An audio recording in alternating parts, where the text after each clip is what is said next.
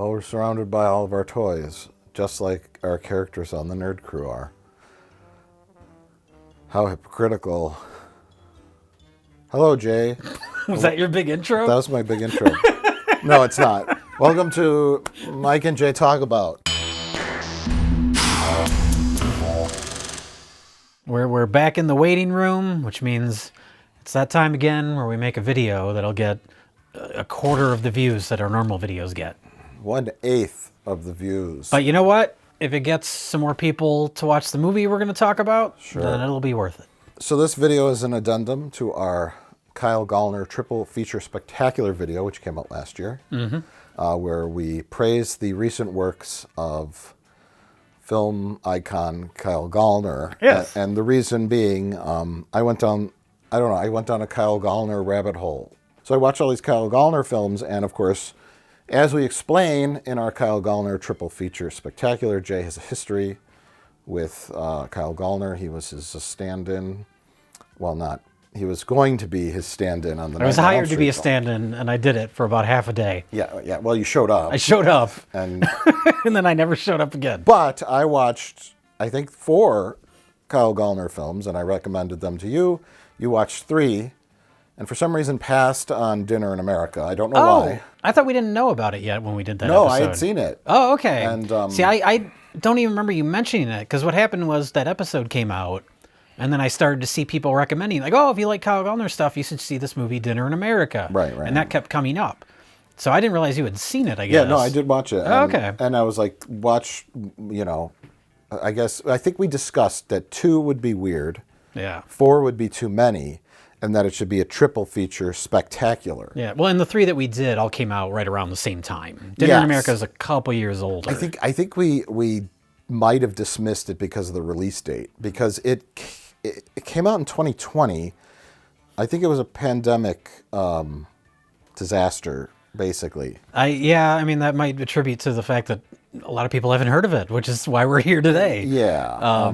Because I bought the UK Blu-ray of it. Arrow Video put out a Blu-ray of it. It doesn't have a US release, but all the bonus features on it are like Film Fest Q&As, but it's all during 2020, so it's all over Zoom. It's virtual film festivals, and it's all right out of our recent Nerd Crew video. Zoom nightmare of talking over each other and technical problems. And everybody can hear me, yeah? Sure. Yeah. Can everyone hear each other? Someone still has JP, you have a strange you're not on camera. Video is I don't know why. You gotta hit the video wait button. for it. There we go. Oh, I can't hear you. There's no audio. It's the exact same thing that we just made fun of. But I didn't know that when we did our Nerd Crew video. It's just a coincidence. Because I just watched this stuff like yesterday. They're sleeping. Mine is crazy. He's 20 and he's half deaf. So I actually have my door closed because otherwise he'll walk into the room. But the point being, this was a movie that came out a couple years ago, right in my kind of wheelhouse, but I hadn't even heard of it. And I don't think a lot of people have because of the time it came out. Yeah. Just lots of movies kind of fell through the cracks at that time. I think so. Which is a shame because I loved it. Fuck! I looked at the box office, and worldwide it made $22,000. Oh my lord. And it was only released in the Netherlands. And that might be a pandemic situation where all the movie theaters weren't. They ended up just putting it on streaming, and we don't know what it made from that, of course. Right. But it has a lot of wins from film festivals, probably most of which were online at the time. But a lot of accolades, the year a lot of of virtual awards. film festivals. So it was, and then critical response was really good. Well, almost all positive reviews. That's a little surprising, because it seems like the kind of movie that would be really divisive, where you either kind of pick up on the tone it's going for, or you just find it incredibly obnoxious. Yeah! Those shots! God damn it, lady, go back to your shrimp basket. Mind your own f***ing business. You can f*** off now. It's one of those that wins you over, that could start off as potentially being obnoxious, but then it worms its way into your heart. It's funny you say that. It might take people a while to warm up to it, because I loved it from the first minute. Yeah. This is one of the funniest. I can't remember the last time I watched a movie where I was laughing out loud so regularly. It dwindles as the movie goes along, and it kind of becomes more, in its own weird way, heartfelt. But the early stuff is so vulgar and so aggressively vulgar. That's what I mean when I can see it turning people off. Ah, fuck! Where'd you get this dumb fucking sandwich, retard? But it always feels like it's with a purpose. It doesn't feel like, I don't know, like the early 2000s comedies where everything's just like, Oh, yeah. like shock value or for a cheap laugh. Like, it all feels like it's coming from a point of view, which is Kyle Gallner's character is just this incredibly angry punk rock guy. Are you fucking kidding me? Mad at the world, and the whole movie kind of reflects his point of view. Yeah. Everybody is exaggerated to the point of being comedic, and everybody is so incredibly vulgar. Shove it up your ass, Lou. You're always about to call the fucking cops. You order something or take a fucking hike. Jesus fucking Christ, Lou. Just get the coffee. I'm gonna track down the Mexican who made it and fucking kill his family! May I see a second form of ID?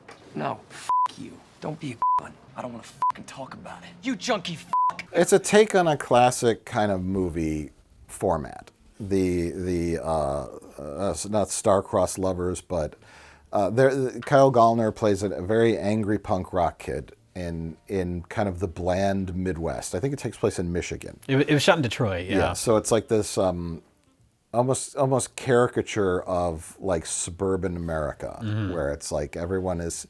You've got the football dad and his son with the bad haircut. You've got the two suburban housewives that are just like programmed in their life, and then you've got like the teens, the tracksuit guys and their girlfriends, and it's just like everyone is like, and then you've got these Kyle Gallner's obviously a very angry, rebellious type. And then the polar opposite is Patty, who's her own social outcast. And eventually they meet and a romance is formed, and that's the premise of the movie. It's the premise. We won't give too much away about specifics, but at a certain point there's some extreme coincidences that kind of make you realize they have a stronger bond than, even they realized at first. Right. But yeah, those early scenes with him talking to her, you're almost scared for her because he is so angry and so aggressive. Well, she's like the antidote to his venom. Yeah. Like he's so like hostile, and he wants to like just destroy and shake everybody up, and he's so angry, and she's just like immune to it. And he's like, and he's like prodding her, and she's just like, what? And Too innocent to even understand that she should be intimidated by him. And that's his attraction or intrigue into her. He wants to antagonize her. It's like his nature. Yeah. But she's like she has complete immunity to it because she's so, let's say, naive. I think the movie, I don't know if this is a hot take or not. I think the movie, she's meant to be something special, but it's never quite very specifically said. What if like an angry, violent punk rock guy fell in love with a special, very special girl? Sure. And that's an amazing concept from the beginning to see how that would work. Yeah. And it does it perfectly. And like you said, the first 15 minutes of this movie, if you're not into it, it opens with Kyle Gallner drooling on a table because he's been heavily medicated in a pharmaceutical trial. Yeah, just because he needs money to make money. He's making scratch. Yes. Well, first of all, he talks like a 58-year-old man, and it just comes off perfectly. Well, it's questionable on when the movie takes place too. That's another thing I wanted to bring up. We see old like tube TVs with the wood frame around them, and It's timeless almost because it's just about outcasts in society. So the time frame doesn't matter too much, but it's very like Badlands. It has that sort of like indie. I think if this came out in like the 90s or the early 2000s, it would be like a classic. like your Napoleon Dynamite or Ghost World or movies Ghost like that. World is what it reminded you had mentioned before I saw it. You said it reminded you of John Waters a bit, and I can see that. Oh, sure. But the movie I was thinking of more was Ghost World, Right. especially with the way every character is sort of an exaggeration, and kind of sort of a comedic like representation of a specific type of person. Yeah. Like Leah Thompson, and you'll talk about the opening, but the bored housewife who just immediately starts hitting on Kyle Gallner for probably no reason other than boredom. And her husband in the other room just like yelling racial slurs at the TV as he's rooting for the football game. It all just like paints this perfect portrait of this like exaggerated suburbia. It's so great. It's the two sets of parents, Leah Thompson and her husband. He's just like angry football dad. And she when she wants to seduce Kyle Gallner's character, she turns on the record player and she's like, "Let's dance." So she has more of a need for the romance or the femininity that she's possessing. But the whole time Kyle Gallner is so angry and off-putting. There's no reason she should have to be seducing. She's allured by it. And then and Patty's mom and dad. The mom is the alpha in the house, and Pat Healy, the husband, is just. Who was also in Ghost World. He's like the diminutive kind of like pathetic husband character. But yeah, the time frame doesn't matter. I think he says something like, "Do you want to play a show in a sea of cell phones?" When they're talking about like kind of selling out and going on tour with the bigger band. And really, that's it. They use tape decks, and they have the old tube TV, like you said, and she's got a record player and a Polaroid, and there's no like... Oh, yeah, there's cassette tapes, too. Yeah. She plays off of that. Yeah. And yeah, all of his recording equipment is like analog, and there's no laptops, or no one takes out a cell phone, so I think it's just sort of like, that's just the style of it. God, that coffee tastes like shit. It's Sanka.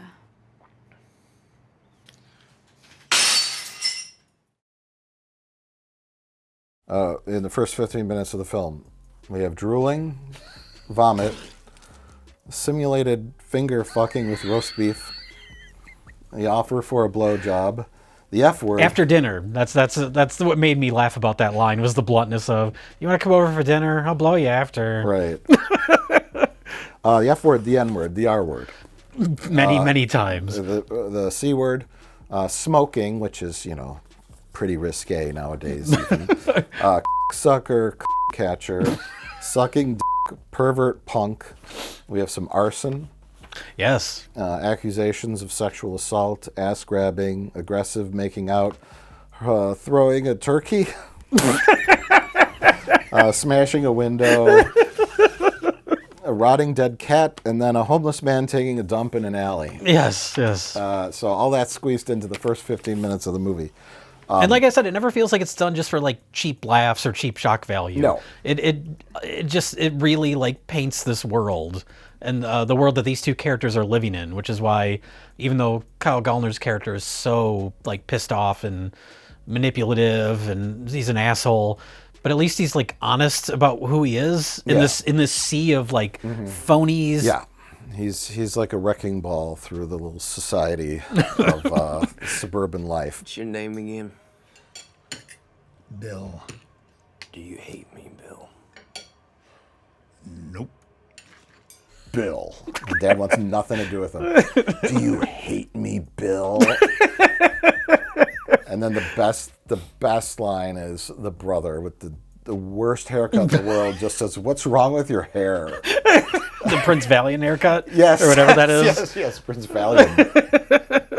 Not Valiant. Prince Valium. Like the drug, because he's a boar. Oh. As I say, is that a joke in Spaceballs? It's Spaceballs, yeah. Okay. He's always yawning. Prince Valium. Prince Valium, yeah. Prince Valiant is like noble and... Right. But that haircut, yeah. But Mel Brooks calls him Prince Valium because he puts you to sleep. That's the genius of Mel Brooks. Mel Brooks Rest is good. in peace. Oh, he's still alive, Mike. Not when this video comes out.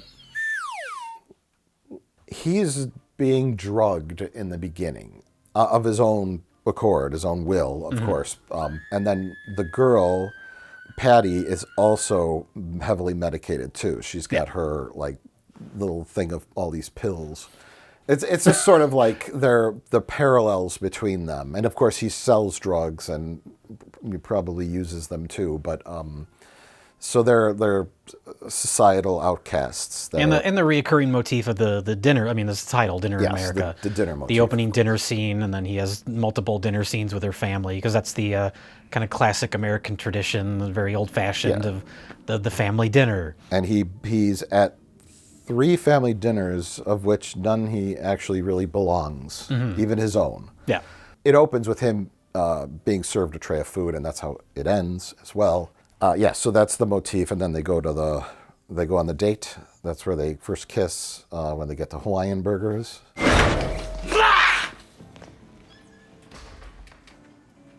It's a special sauce in the Hawaiian burger. The guy behind the counter just. I think they just burst into the room. A pivotal scene with his band is at the cafe. Yeah. Fuck you! You gotta order off the menu, motherfucker! Just everybody's just shouting. My fucker. favorite is the owner of the pet shop. One of these motherfuckers shit all over the bedding. Now they're all covered. Get a rag and some soapy water and clean this up. Like hand soap from the bathroom? No, get some fucking shampoo. We need him to shine. He gets beat up, and there was a little like I assumed he was gonna beat up the tracksuit kids on the bus, but it takes you for a little twist. They beat the shit out of him, and then it just cuts to him like he goes gets the truck from his like drug dealing friend at the gas station. And then it hard cuts, and he's driving with that giant steering wheel, and he says, "Buckle up, I drive fucking nuts." It's just like, what? It just like hits you with all these great, crazy lines that just make you burst out laughing. There's an art to vulgarity when it's done correctly. Yes. I really liked the scene when she's trying to get her parents to let her go see the show. She wants to see The Alliance, which is the more, I guess, mainstream They're band. the mainstream sellout band. They're the sellout band. And the father, Pat Healy, says, "The Alliance sounds militant." And then the mom goes, "I don't know about these oh gosh, what does she say? I don't like the sound of this New York militia music." Like, it just immediately jumps to conclusions based on absolutely no information. And they just shut her down. And that's her like existence. But yeah, that's when you mentioned John Waters, some of that dialogue where it's not even the lines, it's the way they're delivered. Yeah. Like the opening of John Waters' Desperate Living, and I know this was sampled in a Marilyn Manson song when Ming Stoll is just screaming out of her window at these children neighbors. Go home to your mother! Doesn't she ever watch you? Tell her this isn't some communist daycare center! Tell your mother I hate her! Tell your mother I hate you! And it's just like that constant anger. There's something so funny about it. It's so over the top.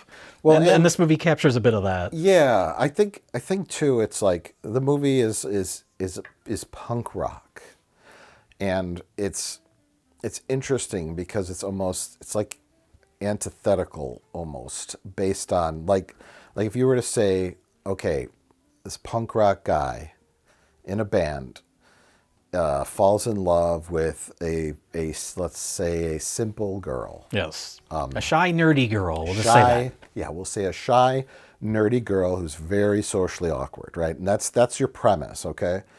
What do you like? What kind of movie would you picture? I'd picture like, okay, show the shy, nerdy girl at school, and someone gives her a flyer to a show, and she shows up, and we see the band playing, and then she gets pushed around, and she tries to talk to the band. They're fuck off, and you know, you have interactions back and forth, and sort of they start to fall in love with this. In this, you don't even know he's in a band until like halfway through the movie. Well, even like the fact that you would think in a typical movie, she would be like, I don't know, into classical music or something, and he introduces her to punk rock. But we see her in her bedroom early on. She puts on the punk rock tape, and she's just like flailing around, like she's into it from the beginning. Yeah, and that's all shot like flat. Yeah, that's the thing, is I think that counterbalances the aggressive vulgarity is the fact that it's not shot like grimy handheld, like we talked about on Talks About video, we talked about Red Rocket, where that's very like grainy 16 millimeter. Like, I think that would be too much. Yeah. For this movie, like the fact that it's shot so kind of like traditional and normal, all the dinner table scenes are like the camera's right in the middle of the table. Yeah. Symmetrical framing of everybody. They keep using that one shot where he's walking across, he's angry walking. He's always angry walking. The bus stop, the lonely bus stop, all by itself. Several bus stop shots, I think. I don't know if it's the same one, but then yeah, the decaying suburbia. The shot where he's walking across the screen left to right, and there's like this like rotting parking lot with like weeds coming up, and in the background it's like this corporate-y glass building. You know, it's lockdown shots. There's him walking angrily across a frame that's locked down. Is very visual. Yeah, it's not like the camera's mad with him. Right. It's you are locked in this suburban wasteland of Michigan, and there's nothing you could do about it. The camera will tell us that. Yes. And his actions can be as wild and crazy as he can be, but you can't escape. You can't escape. That's what makes it funny. Well, that's what makes it funny, and that's what makes it smart. Yeah. Smartly directed, I should say. Yeah. There's a lot of like repetition. Obviously, the dinner, the framework is the dinners, but also they go to that arcade. And the first time he's at the arcade, he's like using the shooting game, and the kids come by and he taps them, and that's like they're doing the drug deal in the back. Yeah. He does a bunch of drug deals early on to earn scratch, to cut their first record. And so then the next time we see the arcade is when he's actually having fun. Yeah. And they go on a date with there. her. Yeah. And he's like, you actually see him smile and laugh. And the first time it's, you know, the function of the arcade is utilitarian for his drug deal. And then the next time it's actually personal enjoyment. So you know that she's made an impact on him and changed him a little. So lots going on. And that scene is set to like a nice song. It's not like a punk rock song or some sort of grungy song. It's very melodic and nice. Yes, because there's some changes between both characters as a movie should. They are truly dynamic characters. Almost as dynamic as Madam Web. They're almost as dynamic as Madam Web. While my character in the movie may be able to see the future, I also can. I know that when you see Madam Web, you're going to love it. Two dynamic characters, star-crossed lovers from different ends of the social spectrum, come together in an unconventional, funny punk rock movie that is not playing by the rules. But also isn't obnoxious. Slow down! My legs aren't as long as yours. And the music is like the actual score for the movie it's not like crazy punk rock music. It's more like, I don't know, electronic music. It's like drum and bass stuff. And it's very like driving, but it's not. It's perfect because it's again opposite. Someone would say, well, okay, we're going to have all these like classic punk rock songs playing throughout, or just, you know, hard punk rock riffs going, and it's like, it's the music that he says is disgusting and terrible. It's like techno. Yeah. Almost. It's drum and bass, like. Yeah. Yeah. Your inclination would be to add punk rock music, or instead of showing her dancing in her bedroom, show her sneak out of her window and go to a punk rock show, and that's all sort of like cliched. And this movie doesn't play it by the books. Yes. It does its own thing. But yeah, and that's something the movie really captures well, is that feeling of kind of aimlessness in your early 20s, aimless and angry at the world, just wandering around town. How it is sort of aimless. It's a character movie. It's not really about you know, heavy stakes or a big storyline or anything. There is a plot with him and his band, and but it's almost the opposite of stakes, because they're opening for the mainstream band, and he doesn't want anything to do with it. In another movie, that would be like, this is our big chance. And to me, I always find that sort of like the punk rock credo, or I just find it sort of contradictory. You know, it's like, we don't want to sell out, man. Well, why are you playing shows? Why don't you just play in your garage to yourself? Why do you have an audience? We want people to appreciate our music. Oh, well, we want more people to come to our show. It always just seems like bullshit to me, and I've never really cared for that. But that's what the plot of the movie SLC Punk with Matthew Lillard is about, that contradiction. A little bit of that in here, too, yeah. You want to be an individual, right? You look like you're wearing a uniform. I mean, you look like a punk. That's not rebellion. That's fashion. We'll talk about now then pivot to their performances.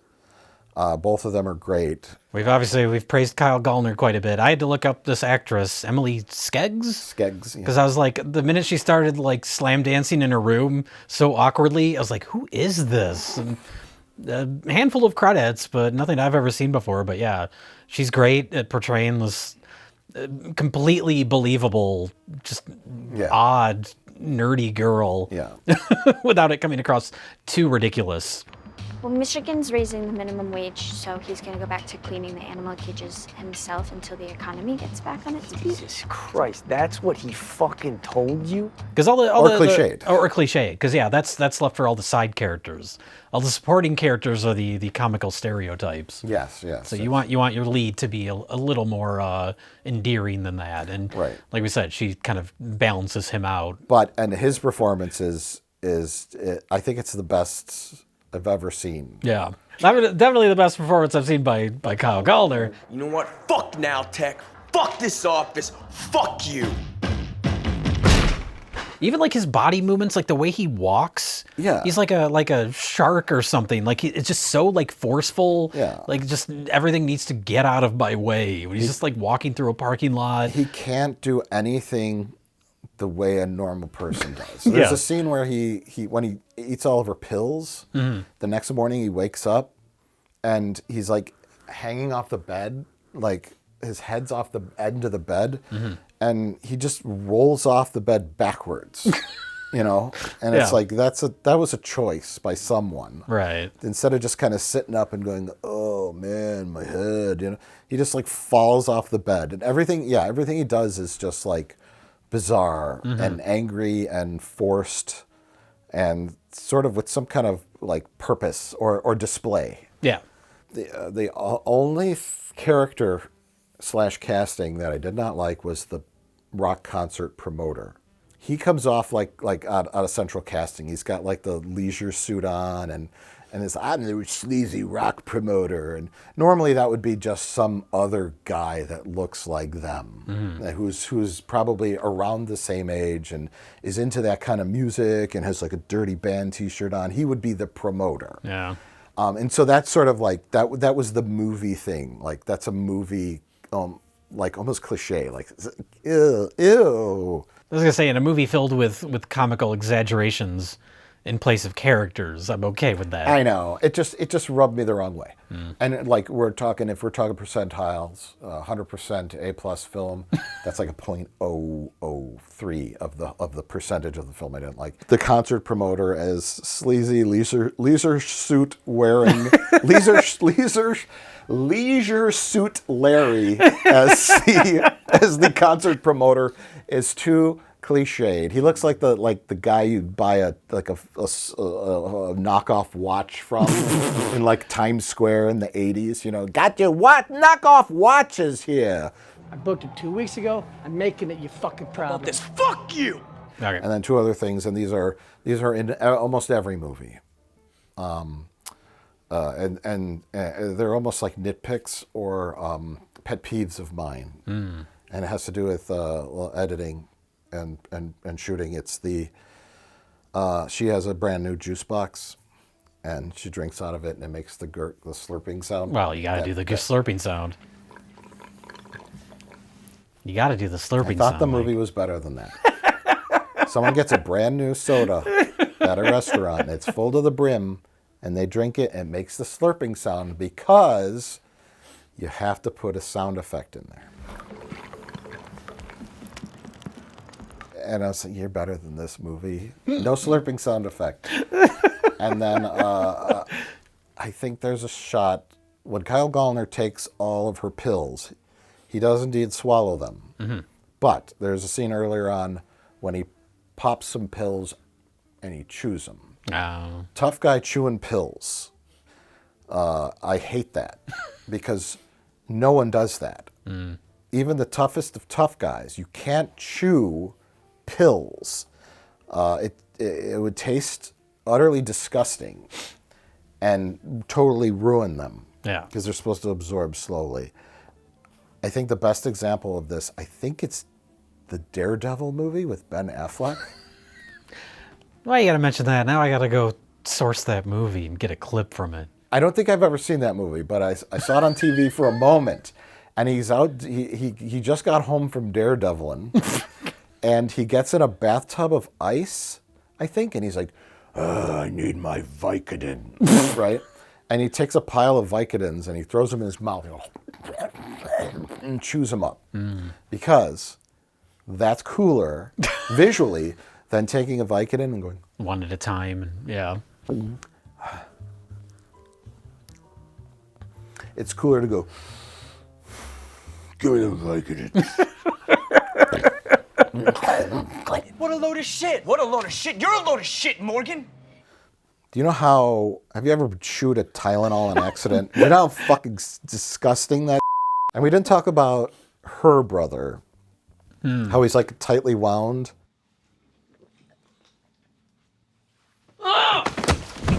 That's the only thing that comes close to being kind of cliche is Kyle Gallner introduces him to drugs. And then it loosens him up. He suddenly has a girl over. Yeah. You have the comical scene where, the parents accidentally took the drugs. That's the only thing that dips into sort of cliche territory, but it's pretty brief. Yeah, it's almost like him. He's loosening up this tight-knit family. Ugh. Yeah. But that's such a minor part of the overall story. It works better than the alternate to that would be the mom and dad get wind that she's at the concert with that punk rock guy, and then they show up and say, Missy, you get in this car right now. My parents are keeping us apart. You're grounded. Yeah. I'm 20 years old. Or you do the scene where that's like where the parents become antagonists to their relationship. That's also, but they don't do that. But also like the drug they scene. just take their pants off. They just take their and pants watch a off. cooking You show. don't have the comedy scene. I always hate the drug comedy scene in movies. Oh, the parents took drugs and now they're doing crazy things. Like, no, they're just sitting on the couch watching TV with their pants off. And they're just like oblivious to everything. And then, they're sitting on the couch and she's talking to them for like a few minutes and then she just realizes he's there. She's like, oh, hi, Simon. He's been standing there the whole time. So yeah, even the cliche scene, like they still kind of keep it funny. Yeah. So yeah. Exactly. They're not. They just get pacified immediately, and it's not about them, and there's no bigger story with the parents. It's just it's kind of movie you don't see a lot of anymore. Like it feels like both a '70s movie and a '90s movie, in one. Right. It didn't care. It did whatever it wanted to, and you don't see that too often.